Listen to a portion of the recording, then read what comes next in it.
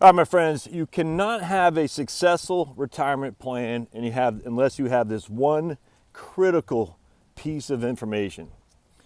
And I'm going to share with you what it is, but I want to say for you to give me a thumbs up if you have it and a thumbs down if you don't. Now, what is that? Clickbait. You got to watch the video to find out. Actually, I'll tell you right now. All right, so when I go through retirement plans for everybody, it matters not if they got money, if they don't have money, if they're single, if they're married, it matters not. The one thing that is lacking in the vast majority of retirement plans, not only is an estate planning in terms of wills, but the biggest one is the durable power of attorney. A durable power of attorney. That is the most important thing when it comes to retirement planning that no one has. And the reason for that is because everyone on retirement planning is so focused on things. Here we go. Come on, buddy. Things like investments, Social Security, should they pay off debt and all that? I'm telling you, don't be like that. What are you eating, buddy? Got a weird dog there. Let's take a look at old Pablo. Hey, buddy. You want to say hi to the camera? Can you see him? That's my little buddy. Anyway, so a durable power of attorney. So let's talk about this. So the first thing, and I've done this video a million times, I'll do it a million times more because it's that critical. And I give props to my man, RIP Dave Tedesco from USA. I'll never forget listening to this call he had because he sat right across from me in the cubes. He was talking to a general who was married to I think Filipino lady. And the general had a lot of money. The general wanted to talk about gold. The general wanted to talk about investing. His older general, probably 75. His wife was, a little bit younger. But anyway, and he wanted to talk investing. He wanted to talk about gold. And David, and it just, oh man, this was classic. And we recorded our calls at USAA. And everyone knows that, the clients too. But we record our calls. And every time I had a new guy or lady come in that I was responsible to train, I always said, you got to listen to this call because the general called in, wanted to talk about gold. Should you invest more in gold? This is like 2010. And Tedesco was able to listen to him, and then he turned the conversation. And the wife was quiet as could be. All right, so the wife, she was she's an immigrant, whatever. She, English as a second language, and not quite comfortable in the ways of financial planning for sure. But the general just wanted to talk about gold. And he had a couple $1 million at USAA. And Dave, it was amazing. He said, all right, General, so let's talk about, and the wife was quiet. And the general said, hey, after a while, I was able to kind of move the conversation. Hey, I see you're, 75 years young. You're in good shape, right? And the general said, well, I got this, I got that. And Dave was like, okay. And he goes, and how are you doing, Mrs. Smith, whatever her name was? Well, I'm fine. I'm healthy. I worry about him, and because he's not telling you blah blah blah. And so, long story short, the conversation was the general wasn't as a good shape as he thought, and the wife was a whole lot more worried about him than the general let on, or that initially the wife let on. But Dave was asking the right questions, which is financial planning. What you have to do if you're going to be a good financial planner, you got to ask the right questions. All right, so then Dave said, well, I see, Mrs. Smith, you're the beneficiary of all his accounts. So that's good. And the general kind of proudly, yep, we took care of all that. If I die, she gets everything. She's wealthier with me dead than with me alive. Ha, ha, ha. We hear that all the time because they had life insurance and whatnot. She had the SBP and the military pension, survivor benefit plan. And so she was good financially if he died. And Dave said, well, what happens if you get injured? And they're like, huh? And Dave said, if you've got a stroke or you got, a car crash or something like that, what happens? And the general said, well, she's beneficiary. And I'm telling you, this is where I learned my own. I say this to people all the time. That's okay, but beneficiary is when you're dead. I didn't kill you. You're just in a car crash and you don't know who you are. You had a stroke, you're in a car crash, whatever, but you don't know who you are. How do you have access to his money, Mrs. Smith? And he said a lot more tactful than I'm saying here now, and you could hear the silence. Like, well, what do you mean? Well, and then David said that's the issue. Dying is easy because getting beneficiary designations on accounts. Everybody does that. That's easy. Well, I have a will. That's what the general said. Should I get a trust? Is that what you're saying? And David said, I don't know. I'm just trying to find out If you got sick, Alzheimer's, dementia, well, how does Mrs. have access to your money? And then all of a sudden, out of nowhere, you could hear, I'm telling you, it was nuts, the passion and emotion come out from Mrs. Smith.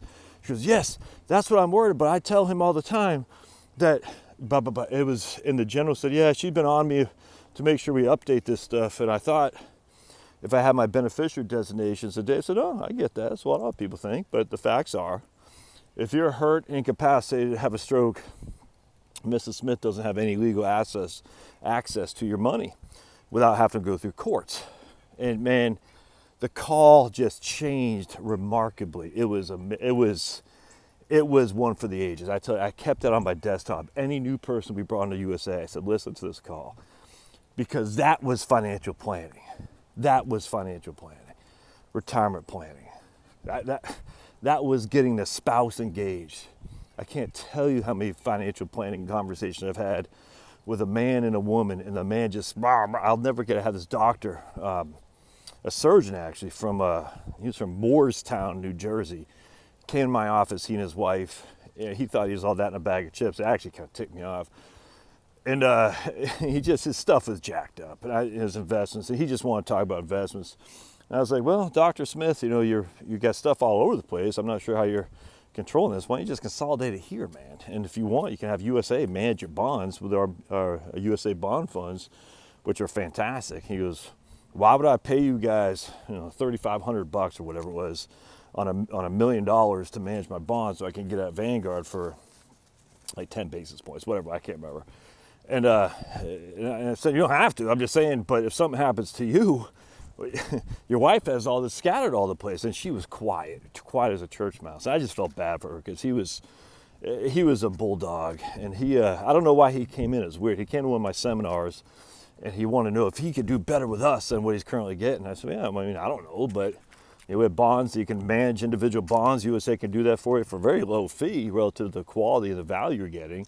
As opposed to now, you got stuff at T. Rowe, Fidelity, Vanguard, the whole thing. I said, it's a nightmare. If something were to happen to you, your wife's going to be a world of hurt. And again, well, she's the beneficiary of my accounts, blah, blah, blah.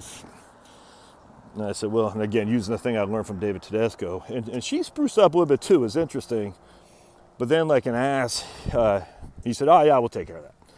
And she shut out. She shut down after that. I felt bad for her because she saw what was happening here.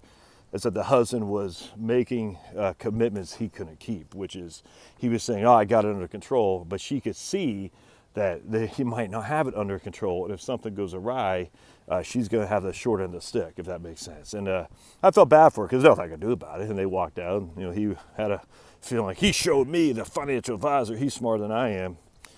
And it's funny, actually, because in New Jersey back then, you had a pretty significant state estate tax. That's gone now. There's still an inheritance tax, but Governor Christie was able to get rid of that by raising the gas taxes, which is insane. So they raised taxes on poor people in which to shield wealthier people from having to pay estate tax. Nuts. But I mean, that's what the Democrats wanted, and that's what Christie wanted. So, the swamp got what they want. Raise the tax on the poor to shield the wealthier from estate tax.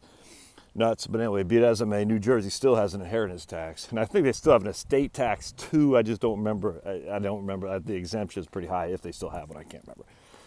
But anyway, he walked out of there feeling all proud of himself for showing me, he had this huge gap in his plan from the state tax situation for the state of New Jersey, and then one from not having any powers of attorney. All right, so what you need to do is a durable power of attorney. Is a authorization for your agent or attorney in fact, synonymous words, whatever it is, the person who's going to represent you to act on your behalf for your financial affairs if you're incapacitated. That means you have a stroke, you have $2 million in an IRA, you're not dead, your wife needs to have access to that money in which to pay the bills.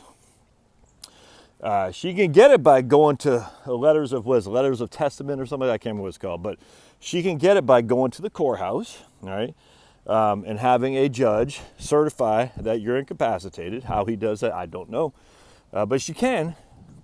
But don't forget, you're incapacitated. Your wife or your husband, I don't see both ways. I just, generally speaking, where I come from, is the husband was a military personnel and the wife was a spouse, and the husband had all the TSP and all that money, and he used to go on to work for Boeing and whatnot. And the wife maybe was a teacher or something like that, and had a little bit of money, but generally speaking, the husband had more, and it was in IRAs, 457s, 401ks, and TSPs. Nowadays, it's become less and less like that, which is good. But anyway, so durable power of attorney. I have a stroke right here. Pablo can't act on my behalf. Paulo calls the cops because, call the cops, Lassie, call the cops. And Pablo says, okay, someone needs to rescue my dad. And so they come and they say, oh man, Charlotte, your husband has a stroke and now he doesn't know, 2 plus 2 anymore. And Charlotte says, oh, well, we have bills to pay. And they say, that's great. The mortgage company says, that's great. How are you going to pay it? And Charlotte says, well, I have his IRA. And they say, well, you don't own it. And she goes, well, I'm the beneficiary. And the mortgage company says, he's not dead, right? He's just incapacitated. Yeah, right. But I'm still the beneficiary. Well, the beneficiary only kicks in if he's dead. It does not kick in if he's incapacitated. So you're going to have to go down to the courthouse in which to get the authority in which to access his money. Now, the durable power of attorney solves all that in advance. And for me, I have one for Charlotte. She has one for me. If she's incapacitated, I have the authorization through my will, through a document that falls under the context of your will, called the durable power of attorney, which allows her to access my money. And I have the same thing. Now, the issue about the durable power of attorney that we have is active right now, right? So Charlotte could literally call USAA today and take all my assets and give it to the pool boy. Not that we have a pool or thus a pool boy. And I don't care. I mean, if she wants to do that, that's fine. But she won't. I mean, I say that in jest because some people have a durable power of attorney that only starts at when someone, i.e. usually a doctor or two even, have validated that you're incapacitated. And I find that to be problematic. And I'm not an attorney, so that's why I say to people, seek legal guidance with a real live human being, not a computer software program. So I'm not an attorney, but I do not like the idea of Charlotte needing to have 1 or 2 doctors who don't know her, don't know me, having to validate that I'm incapacitated. That seems to defeat the purpose, actually. So for me, we say this durable power of attorney is in effect today. That means literally I could take her money, she could take my money without even a second thought. The drawback, frankly, in any day, and in this day and age, is that the financial institutions are somewhat hesitant to grant durable power privileges in advance. So USA does, I don't know if they still do. I know Vanguard, at least it used to be, you had to update every 30 days, which was a hassle. So anyway, and the 401k plans, notorious for being a lot more conservative in terms of their ability to grant a non-owner, i.e. a spouse, access to the money. They're not fond of that because they don't want to be held liable if they make a mistake and give it to some Nigerian prince. But anyway, be it as it may, you need to get a durable power of attorney because any assets you have which are individually owned, i.e. you own them, and you have beneficiary designations. Beneficiary designations only kick in at the death of the owner. They do not kick in at incapacity. It is nothing. It's a nothing burger until you are dead. But we're not worried about you dying. Dying from the estate planning perspective is a heck of a lot easier than living with dementia or living where you don't know who you are, or being put up in the hospital or something like that. So get your legal documents updated ASAP and get a durable power of attorney done as well. That would go through the will. All right, so you got a will, you got durable power of attorney, you got a living will, which is just a right to die clause. All you're doing is you're saying, hey, Johnny, you can pull the plug after I've been on a respirator for 3 days or whatever. You're essentially not leaving it to Johnny's discretion of when they're going to take you out. No one wants to make that decision. So that's what a living will is. Then you got a medical directive, a medical power of attorney, however you want to call it. Advanced medical directive, they're all the same thing. where you're just saying, hey, Charlotte, you'd make the decisions if I need I need some healthcare decisions made. You have access to that, and to do that for me. And those 3 or 4 things: a will, durable power of attorney, a living will, advanced medical directive, medical power of attorney. You make sure you get those done, and especially if you change states, if you change domicile, because these things are state law, not federal law. All right, we'll see you.